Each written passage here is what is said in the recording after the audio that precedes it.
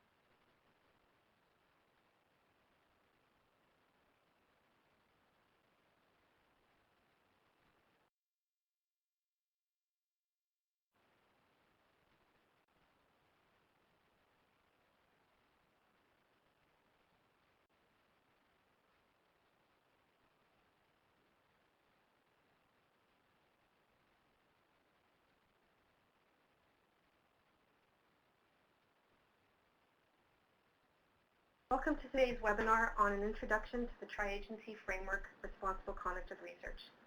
I'm Karen Wallace, and I'm a policy analyst with the Secretariat on Responsible Conduct of Research. The webinar will introduce attendees to the new framework that was launched in December 2011. The webinar is designed for anyone interested in the responsible conduct of research, such as students, researchers, trainees, institutional administrators, research integrity officers, and those responsible for research integrity or responsible conduct of research within their institutions. Please note that the demand for this webinar has far exceeded our expectations, and despite doubling our capacity, more people want to attend than we have capacity for. When we sent the webinar connection details, we attached a copy of the slides, so those who cannot log on to the webinar can follow along over the telephone with those slides. To those people, my apologies for any inconvenience this may cause. I will try to remember to speak to the polls and the title of the slide when I transition. So before we start, let me go on with some general housekeeping notes. The material being covered is on PowerPoint slides that are presented to you using Adobe Connect. You should see one of the slides now. The title is Technical Housekeeping.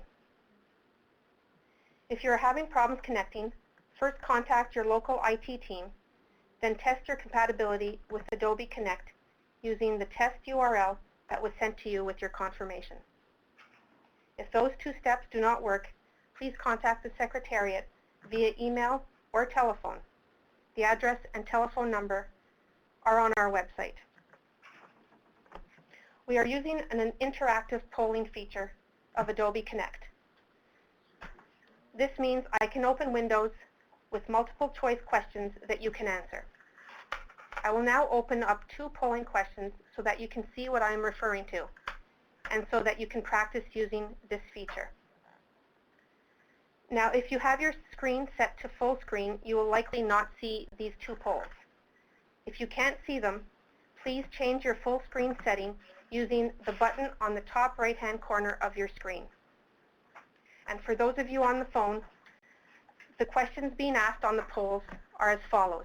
The first polling question is, I am familiar with the new tri-agency framework, responsible conduct of research. And the options are, yes, very familiar, I am somewhat familiar, no, I am not at all familiar, or no vote. And the second polling question is asking individuals whether they're graduate students, an undergraduate student, faculty member, institutional administrator, research integrity officer, or other. Now, for those of you who can't see the polls, we've got about 63% that are somewhat familiar with the tri-agency framework, and we've got about 54% that are institutional administrators, 25% that are showing as other, and about 15% faculty members. So that's how the polling feature works. Now we'll just go through some technical questions that will be important for you to know. At the request of past webinar attendees, we are using both the internet and the telephone for the audio for this presentation. And in other words, you can hear my voice through your computer and over the telephone.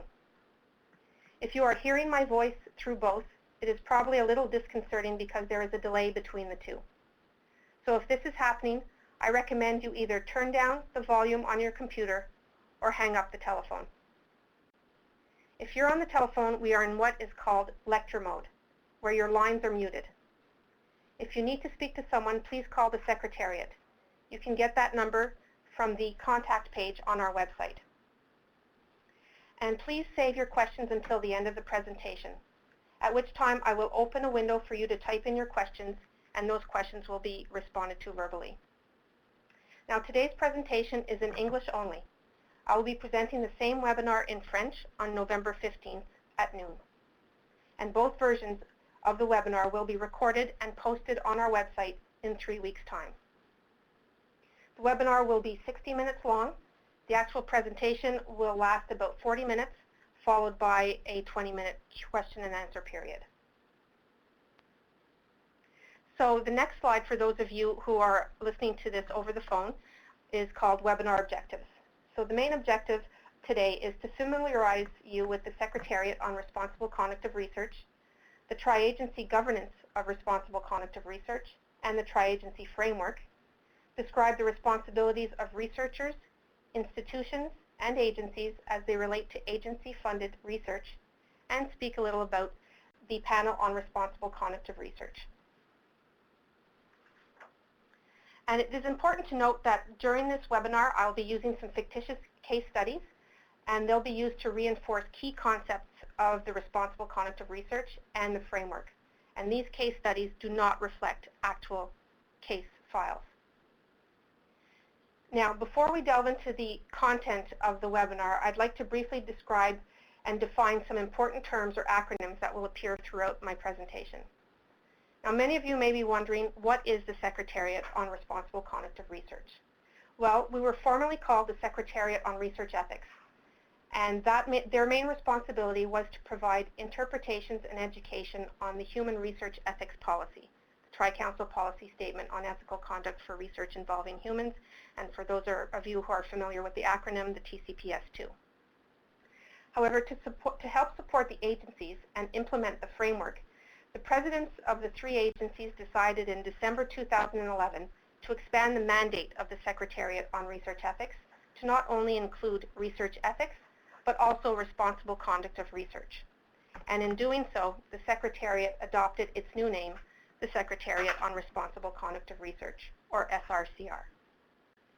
And when I use the term agencies, I am referring to Canada's three federal research funding agencies: the Canadian Institutes of Health Research, CIHR, the Natural Sciences and Engineering Research Council, NSERC, and the Social Sciences and Humanities Research Council, SSHRC. Now, many of you are familiar with the term research integrity, but for many, responsible conduct of research, or RCR, which I'll be using throughout this presentation, is a relatively new term. Research integrity and responsible conduct of research are often used interchangeably in the research community, but what exactly is responsible conduct of research? Responsible conduct of research is an umbrella term that refers not only to scholarly integrity of research, but to all aspects of research, from applying for funding, to conducting research, to managing research funds, to disseminating research results. And by using the term responsible conduct of research, the agencies are focused on encouraging and promoting a positive research environment, which is the ultimate goal for all involved in the research enterprise. So a few other terms that I want you to be aware of: institutions, which refers to universities, hospitals, colleges, research institutes, centers, and other organizations eligible to receive and manage agency funds. What is a framework? A framework refers to a model of the fundamental elements or components that define or describe a process. And lastly, agency policies. That means a set of rules, directives, and guidelines published by an individual agency or jointly by the agencies. An example of such a policy would include the TCPS2, the Human Research Ethics Policy, and agency grants and awards guides, to name a few. So how does the governance of RCR, or Responsible Conduct of Research, work in Canada? And for those of you following over the telephone, this slide is entitled Governance of RCR in Canada. So the agencies are funders of research. They are not regulators of research. Therefore, the governance of research is based on policy and enforced through funding. For example, institutions sign an agreement with agencies accepting to comply with agency policies in order to be eligible to administer agency funds. And applicants and researchers agree to comply with agency policies as outlined in application and funding agreements. So there are agreements in place between researchers, institutions, and agencies that outline the requirements that must be followed in order to receive agency funding. So just to illustrate what I've just described, here's a diagram showing the shared responsibility of the key players in the responsible conduct of research. So it's a triangle, and it's got researchers, institutions, and the agencies, and the different policies that are connecting the two. So what are the objectives of the framework?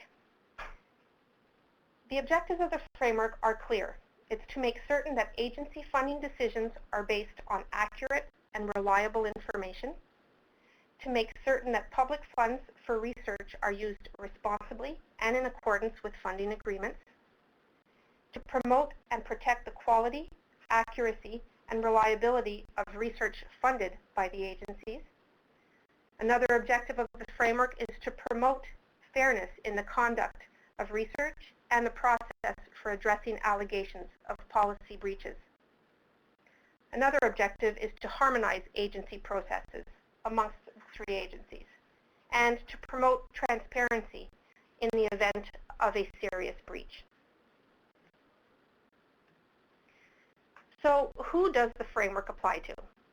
The framework applies to researchers who apply for or hold agency funding and institutions eligible to administer agency funds.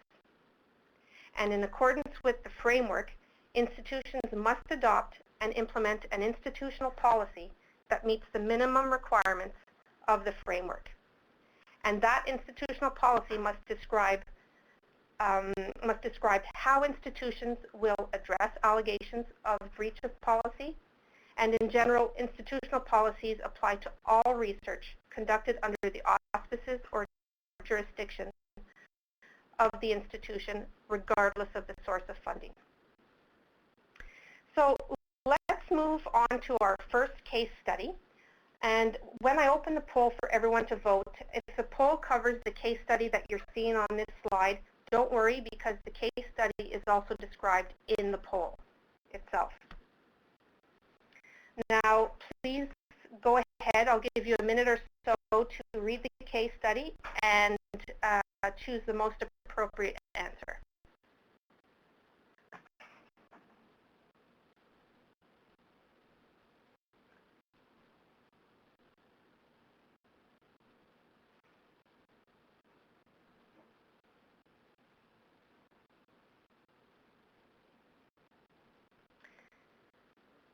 Okay, the people are still voting, but it's getting close to, I think people are making their final decisions.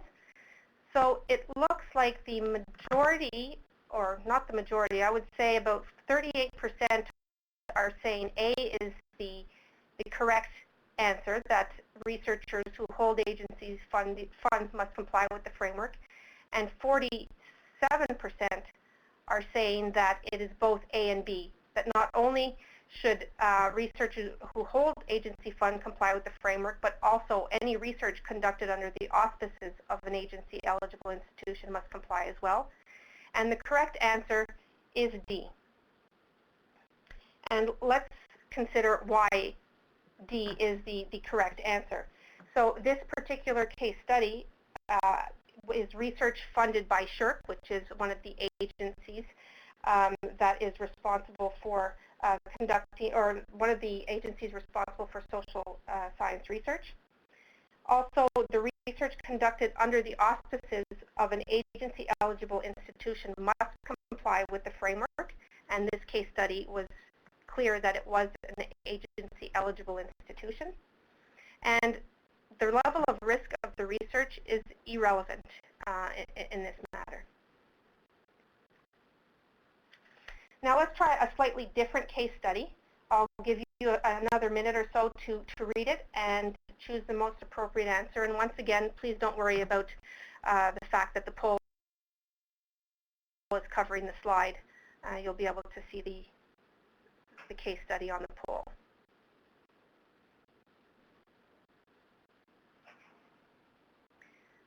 Well, it looks like the majority of respondents felt that we've got 86% feeling that the answer is A, and that is correct. The answer is A, and the reason for that is that although the research in this example is not funded by one of the agencies, it is still being conducted under the auspices of an institution eligible to administer agency funds.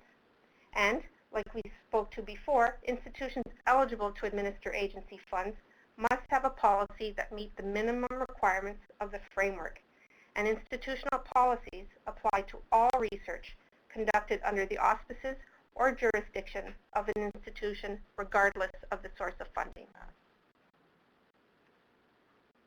Now let's look at the types of responsibilities for researchers in the research enterprise. So in accordance with the framework, researchers must do a number of things. They must comply with the tri-agency research integrity policy, which is part of the framework. They must provide true and accurate information to the agencies when applying for or holding agency funding. They must also use grant or award funds in accordance with the policies of the agencies and provide true, complete, and accurate documentation related to account expenditures. Researchers must also comply with all applicable agency requirements and legislation for the conduct of research. For example, the Human Research Ethics Policy or the Animal Care Guidelines by the Canadian Council on Animal Care. And in the event of a breach of agency policy, researchers must be proactive in rectifying that breach. Now, if researchers do not comply with their responsibilities, they may be considered in breach of the framework. And let's go through some examples of breaches of the framework. An example would be a breach of the tri-agency research integrity policy. Examples could include fabrication, making up data or findings and presenting them as fact in a journal article. Falsification, that would mean changing or omitting data which results in inaccurate findings or conclusions. Plagiarism, presenting and using someone else's published or unpublished work without appropriate referencing. Another example, destruction of research records. That means destroying one's own research records that contravene the funding agreement, institutional policy, laws, or standards of the discipline. Redundant publications. That would mean republishing one's own previously published work without acknowledgement of the source or justification. Invalid authorship, attributing authorship to persons other than those who have contributed sufficiently or agreeing to be listed as author to a publication when little or no material contribution was made. Inadequate acknowledgement, that would mean failing to appropriately recognize contributions of others. And mismanagement of conflict of interest, meaning failing to appropriately manage any real, potential, or perceived conflict of interest in research. Another form of breach is misrepresentation in an agency application or related document. So for example, providing incomplete, inaccurate, or false information in a grant or award application or related document, such as a letter of support or a progress report. Also, applying for and/or holding an agency award when deemed ineligible by NSERC, SSHRC, or CIHR, or any other research funding organization worldwide for reasons of breach of responsible conduct of research policies. Yet another form of breach is mismanagement of grant or award funds. So using grant or award funds for purposes inconsistent with the policies of the agencies, misappropriating funds, contravening agency financial policies, such as a tri-agency financial administration guide or grant and award guides, and by providing incomplete, inaccurate, or false information on documentation for expenditures from grant or award accounts. And another breach is a breach of agency policies or requirements for certain types of research, such as failing to obtain appropriate approvals, permits, or certifications before conducting certain types of research activities. Okay, let's move on to case study number 2. Once again, please take a minute or so to read the case study and choose the most appropriate answer.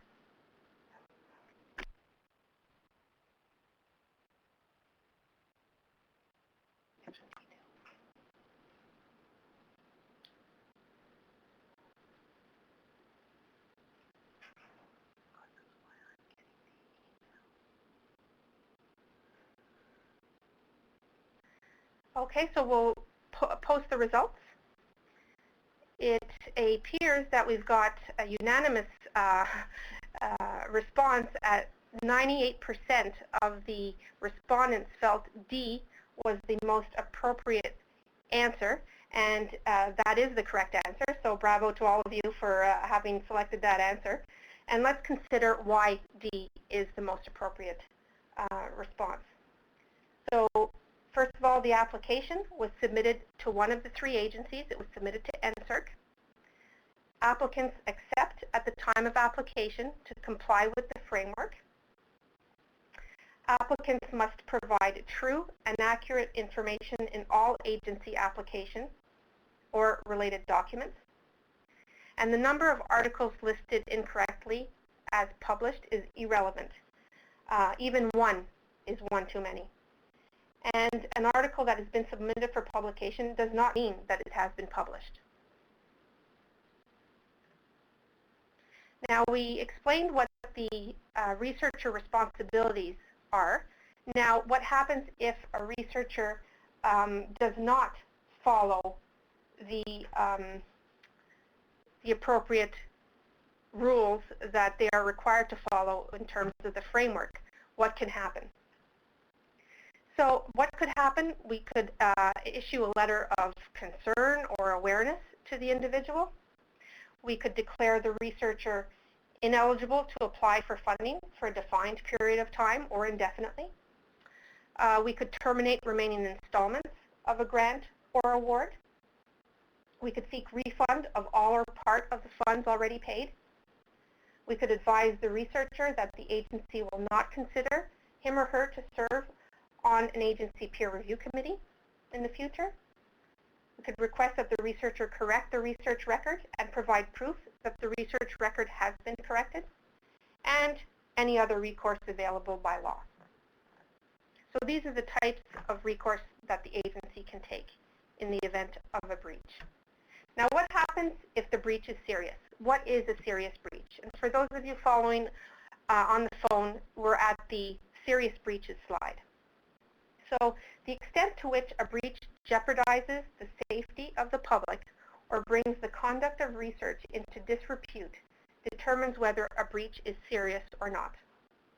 This determination is based on an assessment of the nature of the breach, the level of the experience of the researcher, whether there is a pattern of breaches by the researcher, and other factors as appropriate.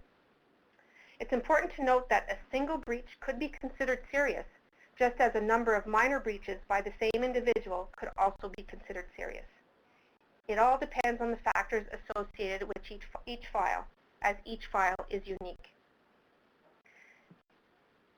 Now, the president of the relevant agency is the individual who decides whether a breach is serious. For serious breaches, the president of the relevant agency may publicly disclose the identity of the person in breach, the nature of the breach, the institution where the breach occurred, and the institution where the individual is currently working. And the president takes into consideration the recommendation made by the panel on responsible conduct of research when determining whether this breach is serious or not. And in terms of disclosure to the public in the event of a serious breach, this action relates to the automatic consent to disclosure of personal information process that was implemented by the agencies in November of last year, November 2011, allowing agency presidents to disclose such information in the event of a serious breach. Now, if you'd like to have some examples of what are considered serious breaches, here are a few. Deliberate misuse of research grant funds for personal benefit not related to research. Knowingly publishing research results based on fabricated data. Another serious breach, example of serious breach would be obtaining grant or award funds from the agencies by misrepresenting one's credentials, qualifications, and or research contributions in an application. And another example, recruiting human participants or animals into a study with significant risks or harms without appropriate approvals or not following approved protocols. Now, our third case study of the afternoon. I will give you a minute to read it, and then we'll go over the responses.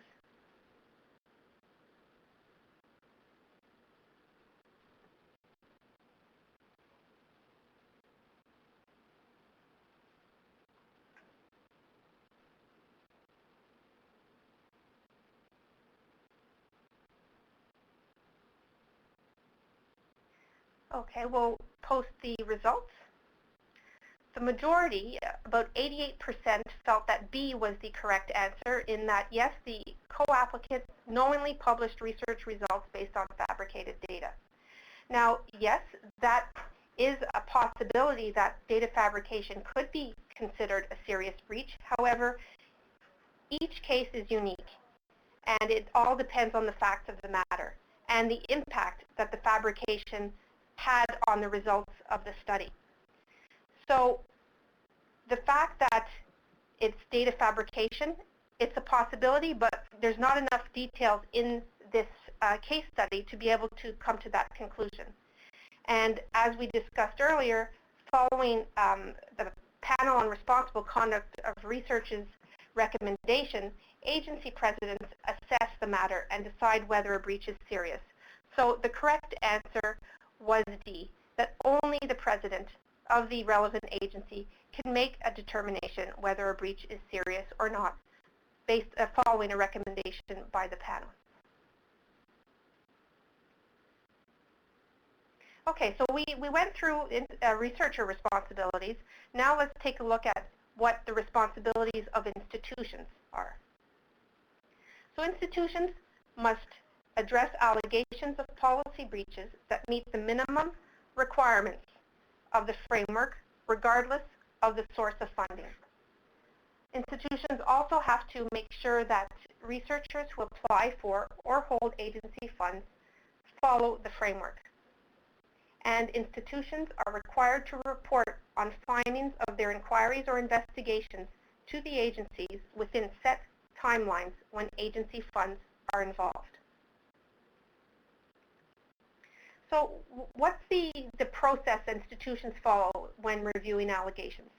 So first of all, institutions must establish an initial inquiry to determine whether an allegation is responsible and if an investigation is required. Institutions must also establish an investigation process for determining the validity of an allegation.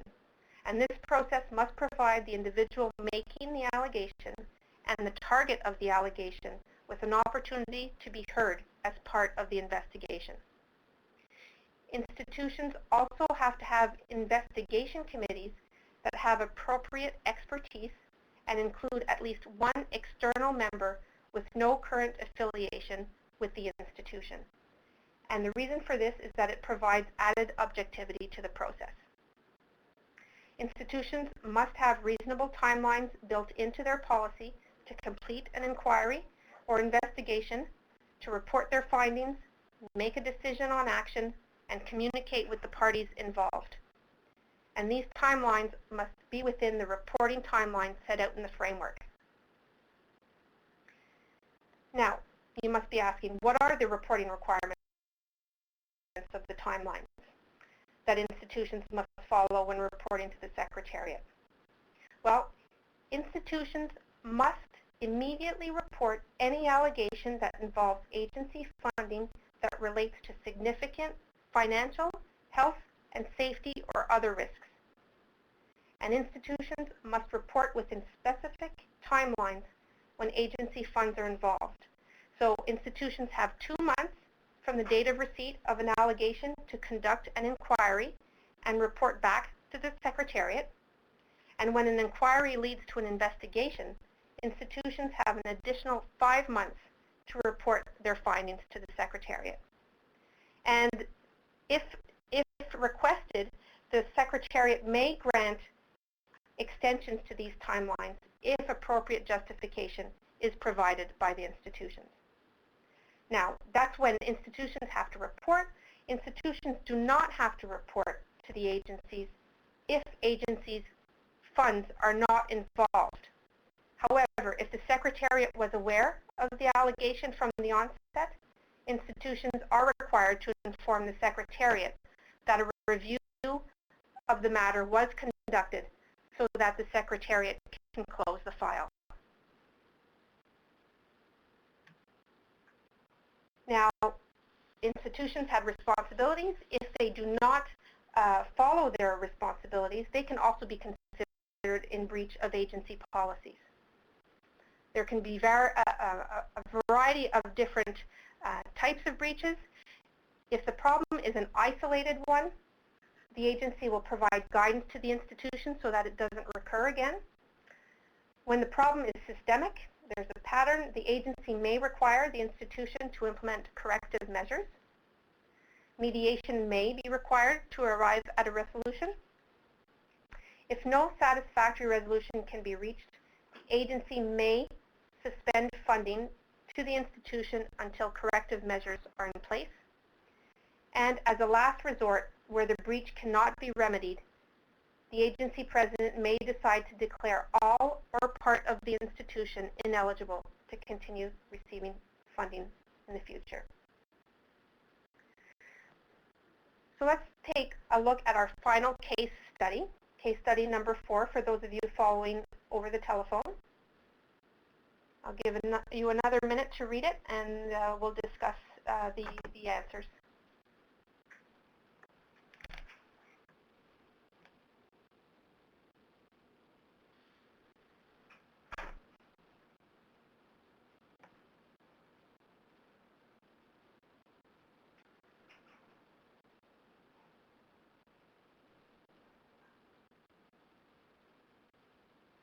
Okay, we'll post the results. It looks like we've got a 50-50 tie between A and B.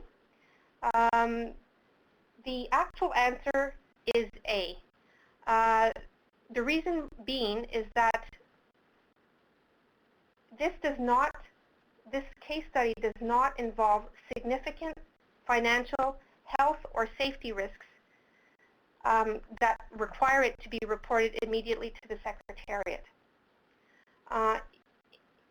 Inadequate acknowledgement in a journal article does not constitute a significant health or safety risk. This being said, since the study was funded by CIHR, the institution is still required to report its findings to the Secretariat following its review of the allegation. Now, for those of you who selected B, which was, the answer was B, yes, the institution must report all allegations immediately. If you remember what we discussed earlier, is that it's only when there's a significant health, financial, or safety risk that require the institution to report immediately to the Secretariat. Now, for those of you following on the telephone, our next slide is entitled Agency Responsibilities. So we've gone through the responsibilities of researchers. We've gone through the responsibilities of institutions. So let's look at the final key player in the responsible conduct of research, the agencies. The main responsible conduct of research responsibilities of the agencies include responding promptly to inquiries and interpretations on the framework, whether it be by telephone or email, I should say, addressing allegations of breaches of agency policies, and implementing recourse for confirmed breaches where warranted. Now, the agency's responsibilities are operationalized through the Panel on Responsible Conduct of Research and the Secretariat on Responsible Conduct of Research. Now, to allow for a more coherent and uniform approach to promoting responsible conduct of research and for addressing allegations of breaches of tri-agency policies, the agencies created a single centralized body to replace individual agency integrity committees, and that's this panel. The panel was established in December 2011 and commenced its duties in January 2012. Members are external volunteers appointed by agency presidents and are drawn from a range of disciplines and professional backgrounds, including institutional administrators, researchers, and individuals experienced in responsible conduct of research matters.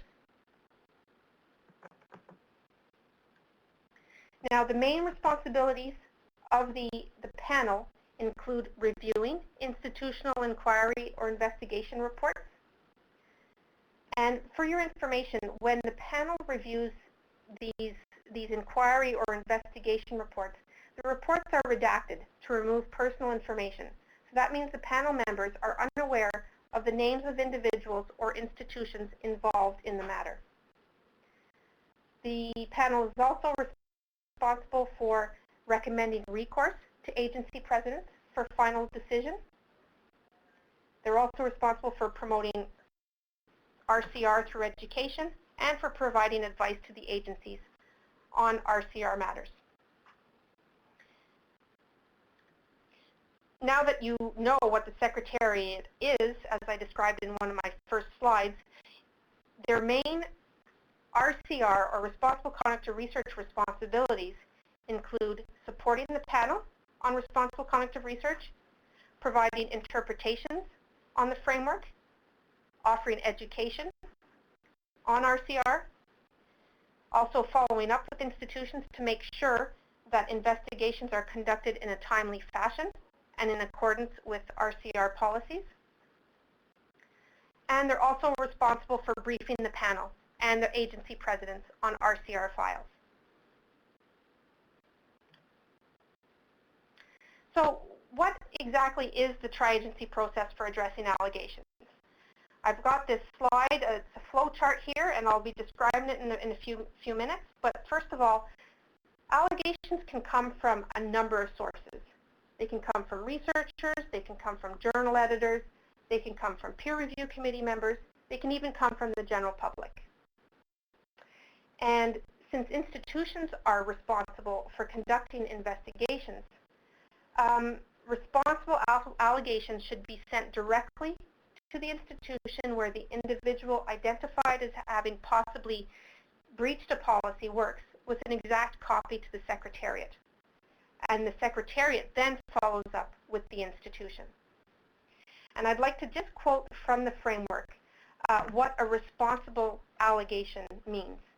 So it means a substantially novel allegation made in good faith, confidentially, and without malice that is based on facts which have not been the subject of a previous allegation and which falls within one or more breaches set out in the framework. And also anonymous allegations that the Secretariat receives are forwarded to the appropriate institution for action in accordance with their own policies and statements on anonymous allegations. So let's take a look at the flow chart that's displayed on your screen. And for those of you online, it's the lovely diagram. I think it's the second last slide or third last slide. So basically, the institution receives the allegation. If an inquiry or investigation is required, the institution will have between 2 and 7 months, respectively, to submit their findings to the Secretariat.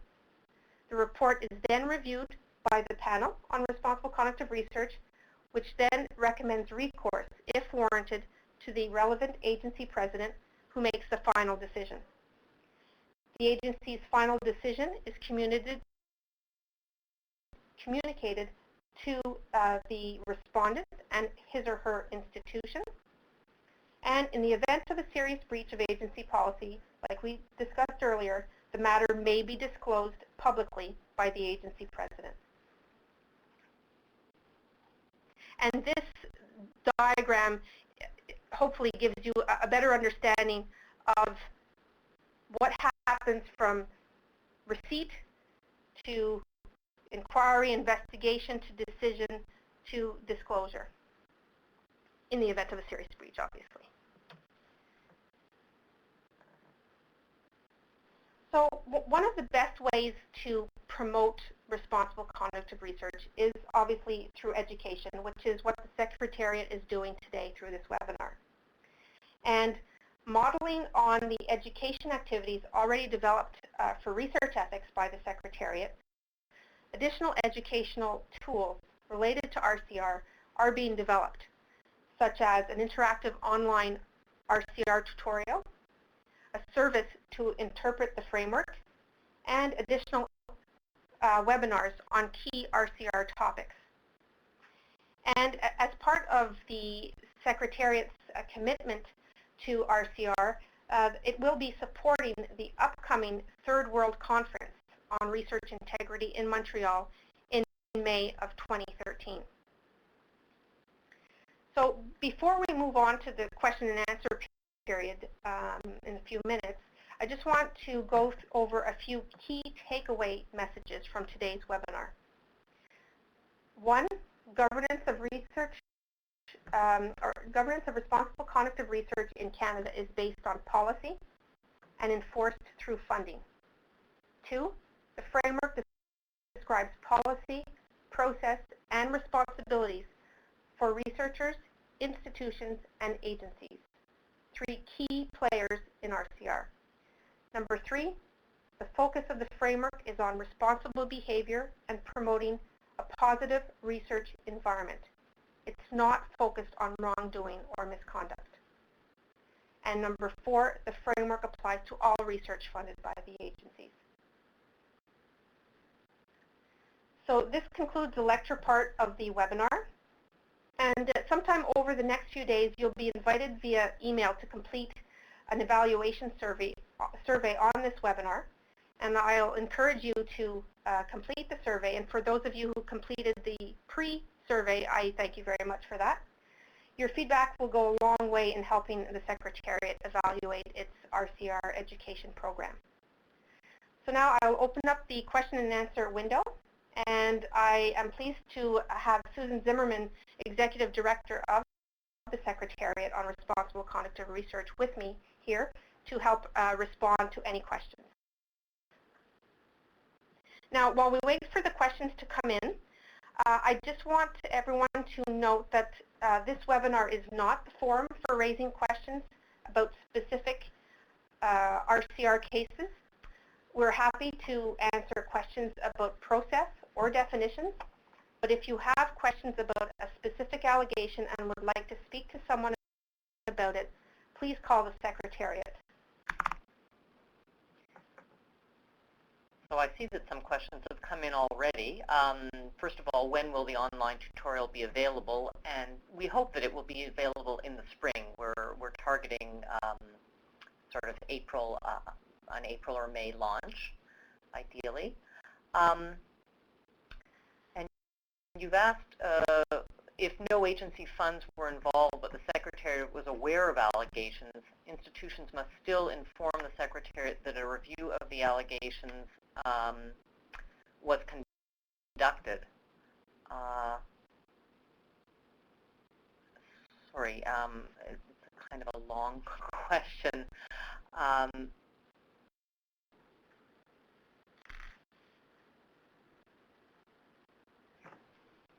So the responsibility, when we're aware of allegations, you still have to, an institution would still have to report to us that an investigation was conducted. If our funds are not involved, then you don't have to give us the full report, although often, in fact, institutions do. But in general, if someone phones us and says, I have an allegation to make, we will ask them to send the allegation to the institution and to copy us on it. And that way we are notified that an investigation has to take place, or an inquiry has to take place. So in terms of requiring notification before the investigation, it depends. Allegations arise in different ways. Sometimes people phone us first. Sometimes they make the allegation directly to the institution, so we would not necessarily be informed of it until the inquiry or investigation is complete. It really depends. And of course, if it goes directly to the institution and it doesn't involve agency funds and we don't know about it, there is actually no obligation to report to us. So I hope that responds to that question. Another question that we had with regard to the flowchart was, does the institution communicate directly with the panel on responsible conduct of research on the results of the investigation or with the Secretariat? Actually, all communication with the institution is with the Secretariat. It's the Secretariat that would then present the report to the panel for them to review and make recommendations to the agency president. So the communication is between the institution and the Secretariat. Okay, just a couple of technical questions. One is, who is speaking?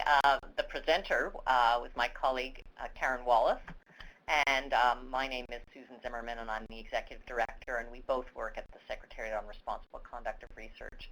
How many allegations has the panel reviewed? The statistical information on number of allegations received, reviewed, and where recourse is taken are published annually. Previously, they were published on each agency's website because every agency dealt with these separately. As of this year, we will start to be publishing those on our website, on the Secretariat's website, and it will consolidate the information for allegations from all three agencies. So that statistical information is on agency websites right now, and will soon be on our own. Someone has asked whether what happens if an institution's policy is stricter than the agency's policy, which prevails. I'm not actually sure what you mean by strict in terms of, the definition of what constitutes a breach of agency policy is something that we have defined. If you mean in terms of recourse, the institution makes its own decision as to what recourse it will take when when an allegation is determined to be well-founded. And then the agencies will consider what recourse they take. And they're, the institution and the agencies have different levels of authority. One is the employer of the researcher, one is simply the funder of the researcher. So we have different recourses available to us, and how we decide to apply them is up to each one separately. So it's not that one will prevail. They both have different functions and make their own choices. Another question is there any possibility for anonymous allegations to be considered by the institution? And part of the framework requires that institutions have a statement or a policy on how they will handle anonymous allegations. So an institution may decide that their policy is not to review anonymous allegations, but they are required to have a statement so that individuals, when they make allegations, will know what the process is when it's sent to an institution. But they do have a responsibility to have some kind of statement. And some statements that institutions have with regards to anonymous allegations is that they may not necessarily review them. However, if there is enough information contained within an anonymous allegation that's verifiable or publicly available, then institutions often will pursue that allegation if there's enough information contained in an anonymous allegation. Just responding to another couple of questions. One is, will these PowerPoint slides be available? Yes, they are. You should have received them with your connection details, and they will also be posted on our website. So yes, they will be available. A question about the requirement of an external investigator. This is one of the innovations of this new framework, which requires that there be an external investigator on the investigating committee. Does that? The question is, does that apply when apply to non-tri-council funds? I assume what's meant there is that when the allegation relates to research that is not funded by one of the agencies. And the answer is yes. When the institution signs the MOU, it's signing on to follow the policy, this framework. It has to have its own institutional policy that meets the requirements of this framework. So the framework requires an external investigator. Therefore, the institution's policy must require an external investigator, and the source of the funding is not relevant. Another question was, do RCR panel decisions redact the names of the institutions and individuals involved? When the information is received from the institution, so the Secretariat receives the investigation report, they will present that report in a redacted form to the panel that has all personal identification removed. So there's no names of institutions, there are no names of researchers involved in the report. It's anonymous. They don't know who they're reviewing the file on. And the same goes when the president receives a recommendation from the panel and reviews the file himself or herself. It is also in a redacted form. So they also do not see the names of the individuals or the institution that are involved in the allegation.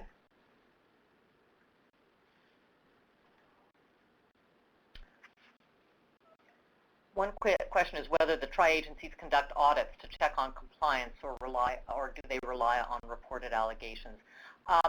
The three agencies conduct financial audits of institutions to make sure that the financial policies are being followed. We do not have, if the question is whether we do any investigative function to see whether there's been compliance with this framework, no, we do not have the authority, the jurisdiction to conduct investigations. So that is why we must rely on, the institution is the place where the facts get determined. So that's where due process takes place and the allegation is fully aired. And once the institution's decision is final, that is, all appeal processes are complete, only then does it come to the agency for the agency to consider recourse. And I should point out that if things get to the point where someone has sued the institution or appealed to, for example, to an administrative tribunal and the matter is before the courts, it's considered not final, so that the agency wouldn't be dealing with it until all of that is absolutely complete. We've been asked if we could explain some of the most common allegations that the panel sees. Well, we're not going to go into specifics, but we do address a variety of the different breaches that I spoke to earlier, but you've got plagiarism allegations of plagiarism, you've got allegations of misrepresentation in an agency application. You also have redundant publications where people are self-plagiarizing. So we do have common ones, and plagiarism and misrepresentation in an agency application are more common than others, but we get a variety of allegations. And on the website, when we do post our statistics, right now the statistics are posted on each agency's website, but they do describe the type of allegations that are received by the agencies. And we will have a more concise, harmonized report to put on our website in the new fiscal year. One question we've got is, you identify the three main actors in RCR being agencies, institutions, and researchers, but there seems to be no reference to the role of research participants. Can you comment on how research participants fit into the RCR picture? Is there a formal role for them? Let's be very clear. Research participants, I mean, it's an important question, are protected by the Tri-Council Policy Statement on Ethical Conduct for Research Involving Humans. If they feel that somehow they have not been treated appropriately, or they have a complaint to make, they can make an allegation against the researcher. That's the TCPS, or the Human Research Ethics Policy of the agencies, is one of the numerous agency policies that researchers are expected to comply with. So if I were a research participant and I felt that the researcher had done something wrong, either something harmful to me or something simply incorrect in terms of research integrity, I can make an allegation just like anyone else. But I want to emphasize that allegations under the RCR framework go much more broadly than just research involving humans. So anyone can be a complainant. I could be a lab technician who wants to whistle-blow on my supervisor, or it's much broader than simply the human research ethics component. So in answer to your question, of course research participants are covered to the extent that they wish to complain about RCR. Not the same thing as complaining about a breach of the ethics policy, where you can also complain to, for example, the chair of the Research Ethics Board. So any agency policy that has been breached in any way becomes a potential subject for an RCR allegation. An interesting question we have here is, can you be more specific about plagiarism? Oh, we've just lost the question. Sorry. I believe the question had to do with whether there's a different hierarchy in terms of whether plagiarism is being done by a researcher or a student. Now, plagiarism is plagiarism regardless who is doing the plagiarism.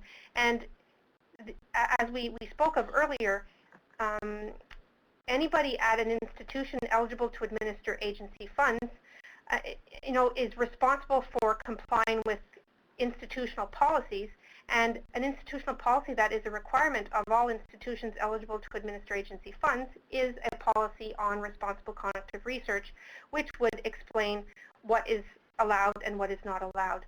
So whether it's a graduate student or a researcher, plagiarism is still plagiarism. I'm going to deal with a couple of questions. One is just what's the deadline for institutions to have their internal policies and procedures in place to comply with the RCR framework? The deadline was June the 1st of this year, and it's been extended to the end of the year. And so institutions are expected to be in compliance by then. If you feel that for whatever reason your institution cannot be, you should be informing the agency contact person for that, I believe is Yvette Landry. That's not our office that deals with that. But in a related question, someone asked, do you require to see the institution's policy and make sure it complies with the framework? That's an interesting question because previously the agencies did fulfill that function. They did require that institutions send us drafts of their policies, and then they got approved by the agencies and sent back. We no longer perform that function because we are really not, as I say, we have no investigative or compliance authority, so we're not really in a position to see how it's being implemented. So the agencies have changed their process for that, and what happens now is that the institution, I believe it's the president or some high authority in the institution, must send in a letter asserting that or confirming that they now have a policy in place and it's compliant with the RCR framework. Similar process in place for institutional policies on ethics. And it's exactly that letter that must be in by December 31st. So that's what we're requiring now. Another question is, will the RCR